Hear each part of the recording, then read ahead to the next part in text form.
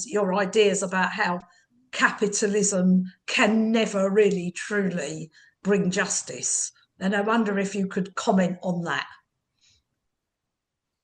Oh, how, where does one begin? I think the problem with capitalism is that it, some people would disagree with it, I'm sure, but like if you bear with me for 5 seconds, the problem with capitalism is that it only functions because it steals, right? It Yes, functions because of yes. the theft, right?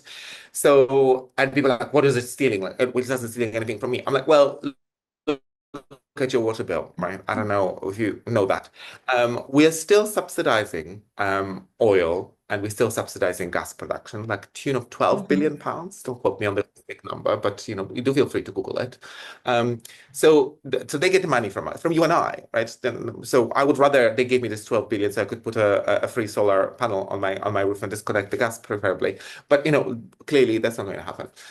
We can now see more push against renewables because essentially the capitalism pushes for centralized and monopolized ideas. And when I'm talking about theft, I'm talking about not only theft of labor when the workers are being paid minimal wage. I think in the United States, McDonald's and Walmart are two biggest brands of which employees are on welfare because they can't Mhm. afford to live otherwise. That's bizarre.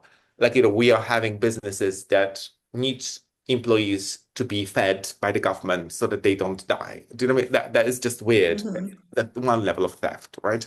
So they are stealing the labor from the worker, they're paying them nothing, and then they're stealing the government's money that goes directly to the worker so that they can Mhm. come back to work tomorrow, right?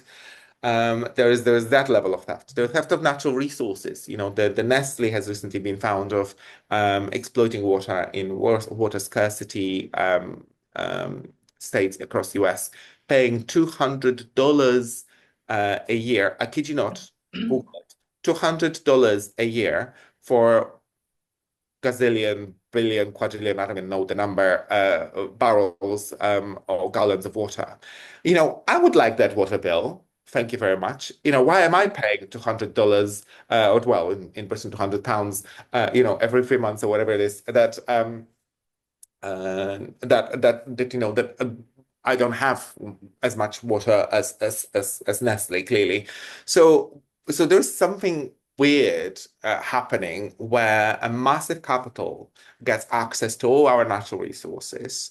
And I think Welsh have said it really nicely many, many years ago when Welsh were being exploited by the English. And there was a saying in kind of mining communities that if you steal a sheep, you'll be prosecuted like a thief. But if you steal a mountain, you'll be treated like a lord. Mm.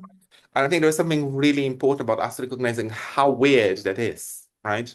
So a lot of those kind of mining industries were actually funded through the profits from slavery and cotton and Mhm. other atrocious things. There was theft happening across the world, right? The fact that we are having the Teslas of today are built on rare earth minerals, which are mined by children in Congo, right? The theft is happening across the board, right? There's someone somewhere has to pay the price. If you're not paying the price, someone somewhere pays the price, right?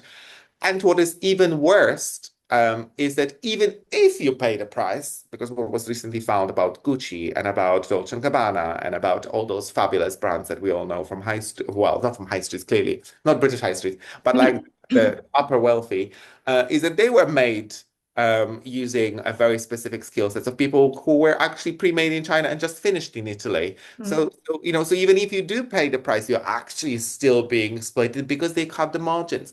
So there's something really weird about the fact that the capitalism does not deliver justice. The capitalism delivers injustice. The capitalism doesn't deliver solutions. The capitalism delivers products. Because let's not kid ourselves that electric cars are not there to save the planet, right? The electric cars are there to serve car industry, right? So like I think we need to step back a little bit and start thinking about whom is it serving? Because the last time I checked, the cars are taking a lot of space. If you can the vehicle the size of 6 cars can carry 100 people. Mm. Those 6 cars cannot carry 100 people. Do you know what I mean? Like that's how insane the resource allocation has become under capitalism, because essentially it's all about individualism. It's all about you having your own stuff. And I now live what I like to call a commune. And we share a Hoover and we share a washing machine among several units. And it works fine. Like, if it's busy, I'll do my washing later. Do you know what I mean? Like, it's not that deep of a deal. Like, you don't need to have everything in your apartment just for yourself because it's yours. Like it's so interesting how our perspective can shift when we live in different circumstances. And I think very often, I think a lot of that capitalist narrative originates to some. I don't think a lot of it, I don't think all of it, but a lot of it kind of originates from this idea of survival of the fittest. Oh, which is As though complete. I mean, that's complete which is wrong. misinterpretation. It's a complete misinterpretation in any case.